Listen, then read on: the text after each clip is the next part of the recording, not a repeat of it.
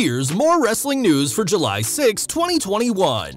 And your headlines for this afternoon include Vince McMahon very happy with a current storyline on WWE Raw, how Vince McMahon taught a lesson to 3 big names in wrestling, major update on WWE Saudi Arabia deal, legendary former WWE wrestler suffers from dementia, Hollywood Steve Austin featured in new NWO paid advertisement, update on AJ Styles' WWE in-ring future.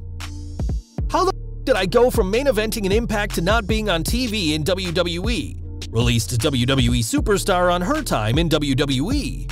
Dutch Mantel recalls how he and The Undertaker were nearly sent to prison, and more. Jimmy Uso has been arrested for DUI yet again.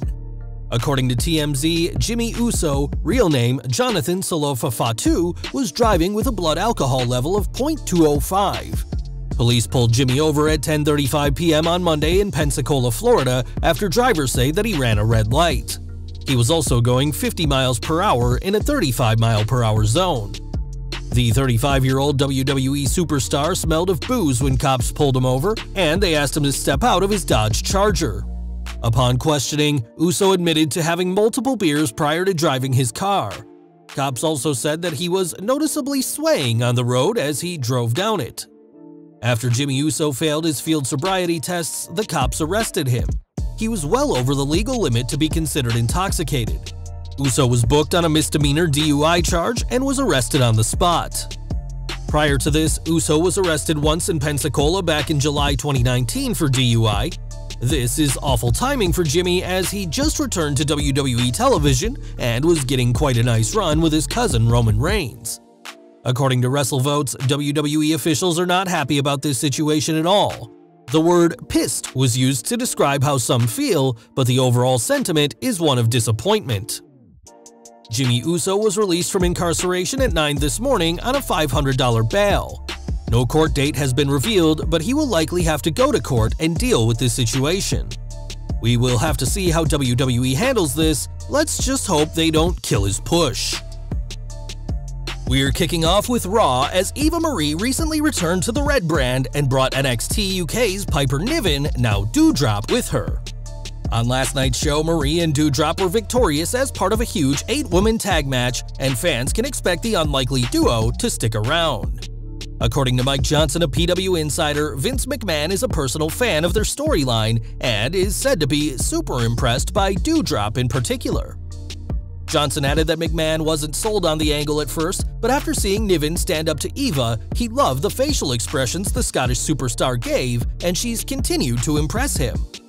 Neither Eva Marie nor Doudrop are booked for Money in the Bank, but that won't stop either woman, especially Niven, from getting a huge push in the coming weeks.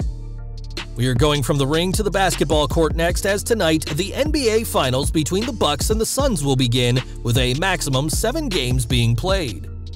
Tonight's game will start at 9 p.m. Eastern, and on Wrestling Observer Radio, Dave Meltzer discussed how wrestling events will be affected by the 7 games. WWE's main roster is safe as games aren't being played on Mondays or Fridays, but with the first game tonight, it could have a major effect on NXT ratings, while Game 2 will be on Thursday and go against Impact. Game 3 this Sunday will go against ROH's pay-per-view, and Game 4 on the 14th could take viewers from AEW Dynamite. Game 5, if needed, will be on Saturday, July 17th and won't affect any programming, whilst Game 6 on the 20th would go against NXT and Game 7th against Impact. We'll have to see how many games the teams actually play, but for now, only Raw and SmackDown are safe from the potential massive loss of viewers. Now, it's no secret that Vince McMahon can hold a grudge for a very long time, and nobody is above the chairman of WWE.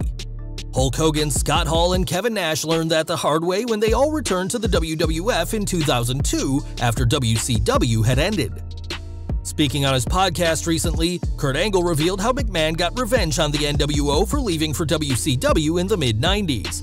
He said, "I remember when the NWO came back to the WWE, and Vince had them all night long doing pre-tapes because they would say what they wanted to say.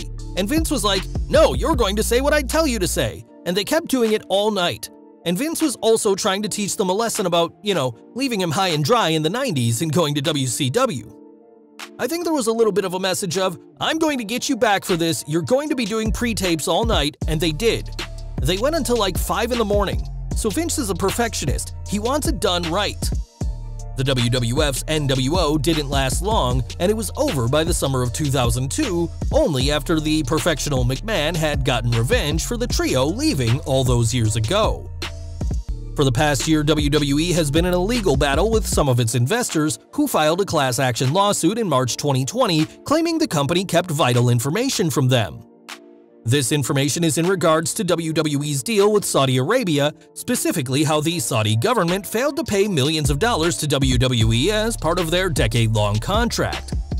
Now, WWE and their investors have settled, with investors being paid $39 million by the company, with an extra $468,000 being paid by WWE for litigation expenses. This isn't the first time WWE has had to pay a $39 million settlement because of their deal with Saudi Arabia, as the company's lucrative contract with the nation is proving to be more expensive than first thought. We've got some sad news now, as wrestling legend Terry Funk is suffering from dementia and not doing too well. On his Magnificent podcast, Don Morocco explained how Scott Casey told him of Funk's condition, adding that he's in an assisted living home in Amarillo, Texas. Funk's wife Vicky died in 2019, and we're sending our thoughts to Funk and his family at this incredibly difficult time. This week, WWE is celebrating the 25th anniversary of the NWO, which will feature all new programming on the WWE Network and Peacock. Kevin Nash will appear on this Sunday's episode of Stone Cold's Broken Skull Sessions, and the Rattlesnake has promoted this interview in a unique way. Donning sunglasses and referring to himself as Hollywood, Austin cut an NWO-style promo, complete with black and white filter, and ended with a "Too sweet!" A Best of the NWO special will premiere later today, while X-Pac will appear on Wednesday's Bump, meaning fans will get plenty of the controversial group who once dominated the Monday Night Wars. Since his debut in 2016, AJ Styles has done it all in WWE, becoming a Grand Slam champion at WrestleMania 37 this year. At 44, the Raw Tag Team Champion is one of WWE's oldest full-time stars, but don't expect to see him hang up his boots anytime soon. Speaking on Ryan Satin's Out of Character podcast, Styles said that it's hard for wrestlers to adjust to life after wrestling, and said that he's had a good taste of what that life will be like over the past year. Like many superstars, Styles has spent more time at home over the past year, and the Phenomenal One admitted that he hasn't enjoyed being away from the road. In that interview, Styles also said that he initially planned to retire at 40, but obviously plans have changed. In 2019, Styles signed a long-term deal with WWE, which he said will be his last as an in-ring competitor, but the Phenomenal One isn't ready to leave the ring just yet. On April 15th this year, Chelsea Green was cut from WWE after a difficult time. Green's main roster debut was meant to happen several times before she ultimately got her call-up last November, where she injured her wrist during her debut on SmackDown. Before WWE, Green was Laurel Van Ness in Impact, and this week compared her time with the two companies on her podcast, saying, "Impact hired me when I was only 2 years into my career. That is unheard of, to be thrown on TV after only 2 years of wrestling. It's a different monster and a different beast when you get hired by WWE, because they have a performance center, they have a developmental program, but in Impact, if they hire you, that's because you're TV ready." Green discussed how on Canada Day, Impact put out a 60-minute documentary about her career, adding, "How the f*** can I go from Impact and being named champion? Impact gave me main event matches, they aired a 60-minute show solely on me, to WWE, where I couldn't even get on TV for over a year. Like, tell me how that's possible."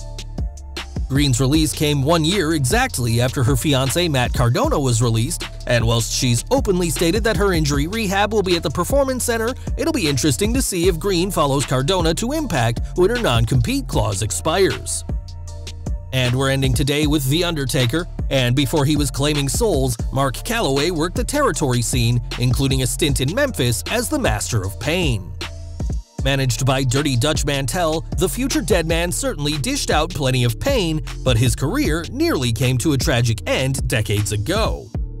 Speaking to Rick Ucchino of Smack Talk this week, Mantel recalled a road trip from Louisville where he and Calloway were pulled over by local police. "Taker was driving. I said, 'Are you speeding?' And he said, "No." Then on the loudspeaker, the cop said, "Driver of the vehicle, with your left hand, reach over, pull the key out of the ignition, and drop them on the pavement." So Taker did, and the cop said, "Driver of the vehicle, exit the vehicle with your back facing this way and walk backwards." And I went, "What the hell? This is not like any traffic stop. What are they looking for?" And I look back, and there is Mark walking back, and there's the cop on his knees with a gun, and he was aiming at Mark. Both Calloway and Mantell were handcuffed by city and state police and only told later that cops were looking for a gun, as their car matched the description of a vehicle used for smuggling drugs. Thankfully, neither the dead man nor Mantell faced any criminal charges, but this incredible tale proves the Phenom's legendary career may have been cut short had things gone differently. Well guys, that's our news for today. Please share your comments below. Also hit the like button, subscribe to our channel, and hit the bell icon to receive all notifications. And as always, thanks for watching.